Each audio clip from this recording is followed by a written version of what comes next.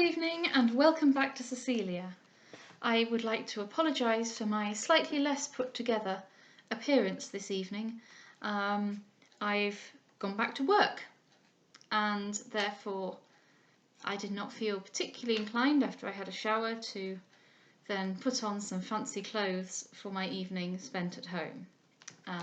We'll be back in, I'm sure, beautiful arranged garments and perfectly coiffed hair from tomorrow, I'm sure. Well, at least maybe.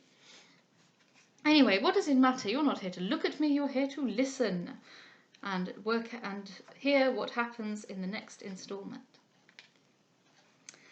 Chapter 2. A Surprise. Lady Margaret's townhouse was in Soho Square, and scarcely had Cecilia entered it before her desire to speed her departure made her send a note to each of her guardians acquainting them of her arrival, and begging, if possible, to see them the next day. She had soon the two following answers. To Miss Cecilia Beverley. These. November 8th, 1779. Miss. Received yours of same date. Can't come tomorrow. Will Wednesday 10th. Etc. J. N. Briggs. To Miss Beverley. Mr. Delvile has too many affairs of importance upon his hands to make any appointment till he has deliberated how to arrange them. Mr. Delvile will acquaint Miss Beverley when it shall be in his power to see her. St. James's Square, November 8th. These characteristic letters, which at another time might have diverted Cecilia, now merely served to torment her. She was eager to quit town. She was more eager to have her meeting with Mr. Delvile over, who, oppressive to her even when he meant to be kind, she foresaw, now he was in wrath, would be imperious even to rudeness. Desirous, however, to make one interview suffice for both, and to settle whatever business might remain unfinished by letters, she again wrote to Mr. Briggs, whom she had not spirits to encounter without absolute necessity, and informing him of Mr. Delvile's delay, begged he would not trouble himself to call till he heard from her again. 2 days passed without any message from them.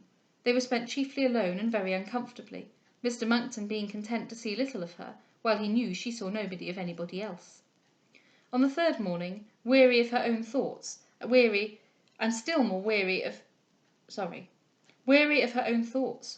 of Lady Margaret's ill-humoured looks, and still more weary of Miss Bennet's parasitical conversation, she determined, for a little relief to the heaviness of her mind, to go to her bookseller and look over and order into the country such new publications as seemed to promise her any pleasure.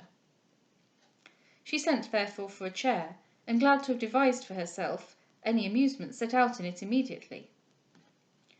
Upon entering the shop, she saw the bookseller engaged in close conference with a man meanly dressed and much muffled up, who seemed talking to him with uncommon earnestness, and just as she was approaching, said, "To terms I am indifferent, for writing is no labour to me. On the contrary, it is the first delight of my life, and therefore, and not for dirty pelf, I wish to make my profession." The speech struck Cecilia, but the voice struck her more. It was Belfield's, and her amazement was so great that she stopped short to look at him, without heeding a man who attended her, and desired to know her commands. The bookseller, now perceiving her, came forward, and Belfield, turning to see who interrupted them, started as if a spectre had crossed his eyes, flapped his hat over his face, and hastily went out of the shop. Cecilia, checking her inclination to speak to him, from observing his eagerness to escape her, soon recollected her own errand, and employed herself in looking over new books. Her surprise, however, at a change so sudden in the condition of this young man, and at a declaration of a passion for writing, so opposite to all the sentiments which he had professed at their late meeting in the cottage, awakened in her a strong curiosity to be informed of his situation, and after putting aside some books which she desired to have packed up for her, she asked if the gentleman who had just left the shop, and who she found by what she had said was an author, had written anything that was published with his name. "No, ma'am," answered the bookseller, "nothing of any consequence. He is known, however, to have written several things that have appeared as anonymous, and I fancy now, soon, we shall see something considerable from him." "He is about some great work, then?" Why, no, not exactly that. Perhaps at present we must feel our way with some little smart jeu d'esprit before we undertake a great work. But he is a very great genius, and I doubt not will produce something extraordinary. Whatever he produces, said Cecilia, as I have now chanced to see him, I shall be glad you will at any time send to me. Certainly, ma'am. But it must be among other things, for he does not choose just now to be known, and it is a rule in our business never to tell our people's names when they desire it to be secret. He is a little out of cash just now, as you may suppose by his appearance, so instead of buying books he comes to sell them. However, he has taken a very good road to bring himself home again, for we pay very handsomely for things of any merit, especially if they do smartly in a few touches of the times. Cecilia chose not to risk any further questions, lest her knowledge of him should be suspected, but got into her chair and returned to Lady Margaret's. The sight of Belfield reminded her not only of himself. The gentle Henrietta again took her place in her memory, whence her various distresses and suspenses had of late driven from it everybody but Delvile, and those whom Delvile brought into it. But her regard for that amiable girl, though sunk in the busy scenes of her calamitous uncertainties, was only sunk in her own bosom, and ready upon their removal to revive with fresh vigour. She was now indeed more unhappy than even in the period of her forgetfulness, yet her mind was no longer filled with the restless turbulence of hope, which still more than despondency unfitted it for thinking of others. This remembrance thus awakened also a desire of renewing the connection so long neglected. All scruples concerning Delvile had now lost their foundation, since the doubts from which they arose were both explained and removed. She was certain alike of his indifference to Henrietta, and his separation from herself. She knew that nothing was to be feared from painful or offensive rivalry, and she resolved, therefore, to lose no time in seeking the first pleasure to which, since her disappointment, she had voluntarily looked forward. Early in the evening she told Lady Margaret she was going out for an hour or two, and sending again for a chair, was carried to Portland Street.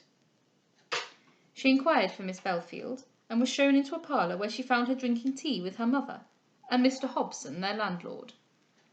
Henrietta almost screamed at her sight, from a sudden impulse of joy and surprise, and running up to her, flung her arms round her neck, and embraced her with the most rapturous emotion. But then, drawing back with a look of timidity and shame, she bashfully apologized for her freedom, saying, "Indeed, dearest Miss Beverley, it is no want of respect, but I am so very glad to see you, it makes me quite forget myself." Cecilia, charmed at a reception so ingenuously affectionate, soon satisfied her doubting diffidence by the warmest thanks that she had preserved so much regard for her, and by doubling the kindness with which she returned her caresses. "Mercy on me, madam!" cried Mrs Belfield, who during this time had been busily employed in sweeping the hearth, wiping some slops upon the table, and smoothing her handkerchief and apron. "Why, the girl's enough to smother you. Henry, how can you be so troublesome? I never saw you behave in this way before." "Miss Beverley, ma'am," said Henrietta, again retreating, "is so kind as to pardon me, and I was so much surprised at seeing her, that I hardly knew what I was about." "The young ladies, ma'am," said Mr Hobson, "have a mighty way of saluting one another till such time as they get husbands, and then I'll warrant you they can meet without any salutation at all. That's my remark at least, and what I've seen of the world has set me upon making it." This speech led Cecilia to check, however artless, the tenderness of her fervent young friend, whom she was much teased by meeting in such company, but who seemed not to dare to understand the frequent looks which she gave her, expressive of a wish to be alone with her. "Come, ladies," continued the facetious Mr Hobson, "what if we were all to sit down and have a good dish of tea? And suppose, Mrs Belfield, you was to order us a fresh round of toast and butter. Do you think the young ladies here would have any objection? And what if we were to have a little more water in the tea kettle, not forgetting a little more tea in the teapot? What I say is this, let us all be comfortable, that's my notion of things." "And a very good notion too," said Mrs Belfield, "for you who have nothing to vex you. Ah, ma'am, you have heard, I suppose, about my son, gone off, nobody knows where, left that lord's house, where he might have lived like a king, and gone out into the wide world, nobody knows for what." "Indeed," said Cecilia, who from seeing him in London concluded he was again with his family. "And has he not acquainted you where he is?" "No, madam, no," cried Mrs Belfield. "He's never once told me where he is gone, nor let me know what the least about the matter, for if I did, I would not taste a dish of tea again for a 12-month till I saw him get back again to that lord's, and I believe in my heart there's never such another in the 3 kingdoms, for he has sent here after him, I dare say, a score of times. And no wonder, for I will take upon me to say he won't find his fellow in a hurry, lord as he is." "As to his being a lord," said Mr. Hobson, "I am one of them that lays no great stress about that, unless he has got a good long purse of his own, and then to be sure a lord's no bad thing. But as to the matter of saying Lord such a one, how do you do, and Lord such a one, what do you want, and such sort of compliments, why, in my mind, it's a mere nothing in comparison of a good income. As to your son, ma'am, he did not go the right way to work. He should have begun with business and gone into pleasure afterwards. And if he had but done that, I'll be bold to say we might have had him at this very minute drinking tea with us over this fireside." "My son, sir," said Mrs. Belfield rather angrily, "was another sort of person than a person of business. He always despised it from a child, and come of it what may, I am sure he was born to be a gentleman." "As to his despising business," said Mr. Hobson very contemptuously, "why, so much the worse, for business is no such despisable thing. And if he had been brought up behind a counter, instead of dangling after these same lords, why, he might have had a house of his own over his head, and been as good a man as myself." "A house over his head!" said Mrs. Belfield. "Why, he might have had what he would, and have done what he would, if he had but followed my advice and put himself a little forward. I have told him 100 times to ask some of those great people he lived amongst for a place at court, for I know they've so many they hardly know what to do with them, and it was always my design from the beginning that he should be something of a great man. But I never could persuade him, though, for anything I know, as I have often told him, if he had but had a little courage, he might have been an ambassador by this time. And now, all of a sudden, to be gone nobody knows where." "I am sorry indeed," said Cecilia, who knew not whether most to pity or wonder at her blind folly. "But I doubt not you will hear of him soon." "As to being an ambassador, ma'am," said Mr. Hobson, "it's talking quite out of character. Those sort of great people keep things of that kind for their own poor relations and cousins. What I say is this: a man's best way is to take care of himself. The more those great people see you want them, the less they like your company. Let every man be brought up to business, and then when he's made his fortune he may walk with his hat on. Why, now, there was your friend, ma'am," turning to Cecilia, "that shot out his brains without paying anybody a sous. Pray, how was that being more genteel than standing behind a counter and not owing a shilling?" "Do you think a young lady," cried Mrs. Belfield warmly, "can bear to hear of such a thing as standing behind a counter? I am sure if my son had ever done it, I should not expect any lady would so much as look at him. And yet, though I say it, she might look a good while and not see many such persons, let her look where she pleased. And then he has such a winning manner into the bargain, that I believe in my heart there's never a lady in the land could say no to him. And yet he has such a prodigious shyness, I never could make him own he had so much as asked the question, and what lady can begin first?" "Why, no," said Mr. Hobson, "that would be out of character another way. Now, my notion is this: let every man be agreeable, and then he may ask what lady he pleases. And when he's a mind of a lady, he should look upon a frown or two as nothing, for the ladies frown in courtship as a thing of course. It's just like a man swearing at a coachman. Why, he's not a bit more in a passion, only he thinks he shan't be minded without it." "Well, for my part," said Mrs. Belfield, "I am sure if I was a young lady, and most especially if I was a young lady of fortune and all that, I should like a modest young gentleman, such as my son, for example, better by half than a bold swearing young fellow that would make a point to have me whether I would or no." "Ha, ha, ha!" cried Mr. Hobson. "But the young ladies are not of that way of thinking. They are all for a little life and spirit. Don't I say right, young ladies?" Cecilia, who could not but perceive that these speeches was levelled at herself, felt offended and tired, and finding she had no chance of any private conversation with Henrietta, arose to take leave. But while she stopped in the passage to inquire when she could see her alone, a footman knocked at the door, who, having asked if Mr. Belfield lodged there, and been answered in the affirmative, begged to know whether Miss Beverley was then in the house. Cecilia, much surprised, went forward and told him who she was. "I have been, madam," said he, "with a message to you at Mr. Monckton's in Soho Square, but nobody knew where you was, and Mr. Monckton came out and spoke to me himself, and said that all he could suppose was that you might be at this house, so he directed me to come here." "And from whom, sir, is your message?" "From the Honourable Mr. Delvile, madam, in St. James's Square. He desires to know if you shall be at home on Saturday morning, the day after tomorrow, and whether you can appoint Mr. Briggs to meet him by 12 o'clock exactly, as he shan't be able to stay above 3 minutes. Cecilia gave an answer as cold as the message, that she would be in Soho Square at the time he mentioned, and acquaint Mr. Briggs of his intention. The footman then went away, and Henrietta told her that if she could call some morning she might perhaps contrive to be alone with her, and added, "Indeed, I wish much to see you, if you could possibly do me so great an honour, for I am very miserable and nobody to tell so. Ah, Miss Beverley, you that have so many friends, and that deserve as many again, you little know what a hard thing it is to have none. But my brother's strange disappearing has half broke our hearts." Cecilia was beginning a consolatory speech, in which she meant to give her private assurances of his health and safety, when she was interrupted by Mr. Albany, who came suddenly into the passage. Henrietta received him with a look of pleasure, and inquired why he had been so long absent, but surprised by the sight of Cecilia, he exclaimed without answering her, "Why didst thou fail me? Why appoint me to a place thou wert quitting thyself? Thou thing of vain professions, thou inveiler of esteem, thou vain delusive promiser of pleasure!" "You condemn me too hastily," said Cecilia.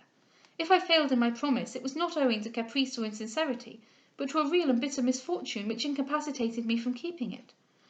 I shall soon, however, nay, I am already at your disposal, if you have any commands for me." "I have always," answered he, "commands for the rich, for I have always compassion for the poor."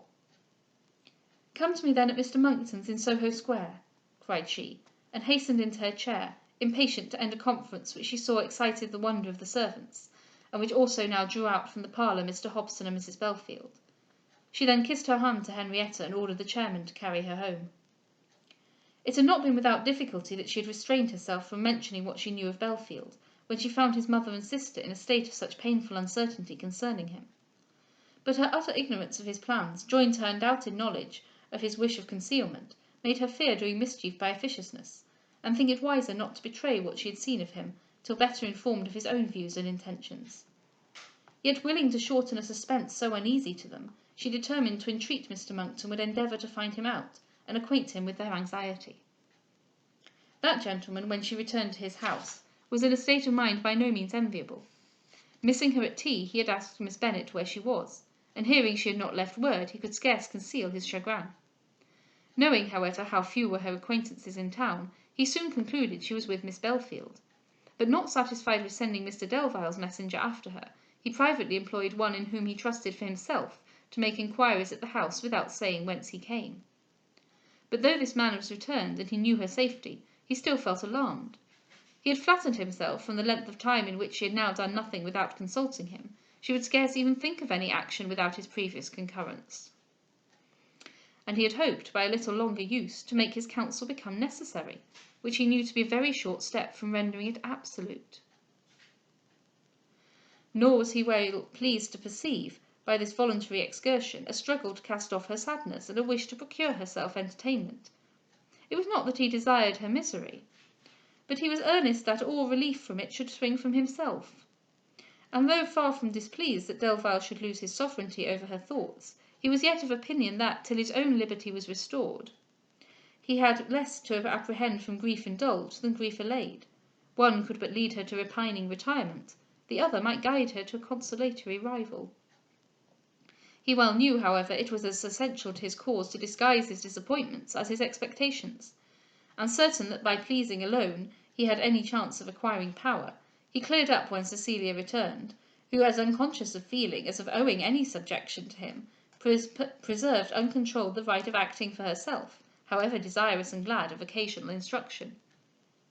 She had told him where she had been, and related her meeting Belfield, and the unhappiness of her friends, and hinted her wish that he could be informed what they suffered. Mr. Monckton, eager to oblige her, went instantly in search of him, and returning to supper, told her he had traced him through the bookseller, who had not the dexterity to parry his artful inquiries, and had actually appointed him to breakfast in Soho Square the next morning. He had found him, he said, writing, but in high spirits and good humour. He had resisted for a while his invitation on account of his dress, all his clothes but the very coat which he had on being packed up and at his mother's. But when laughed at by Mr. Monckton for still retaining some foppery, he gaily protested what remained of it should be extinguished, and acknowledging that his shame was no part of his philosophy, declared he would throw it wholly aside, and in spite of his degradation renew his visits at his house. I would not tell him, Mr. Monckton continued, of the anxiety of his family. I thought it would come more powerfully from yourself, who, having seen, can better enforce it. Cecilia was very thankful for this compliance with her request, and anticipated the pleasure she hoped soon to give Henrietta by the restoration of a brother so much loved and so regretted. She sent meantime to Mr. Briggs the message she had received from Mr. Delvile, and had the satisfaction of an answer that he would observe the appointment. Well, that's the next chapter. I have to admit I find this part of the novel a bit of a slog. It is not so very satirical, and it is not so very romantic either. Anyway, it is what it is, and there is nevertheless interest. So please don't give up. Have a lovely evening.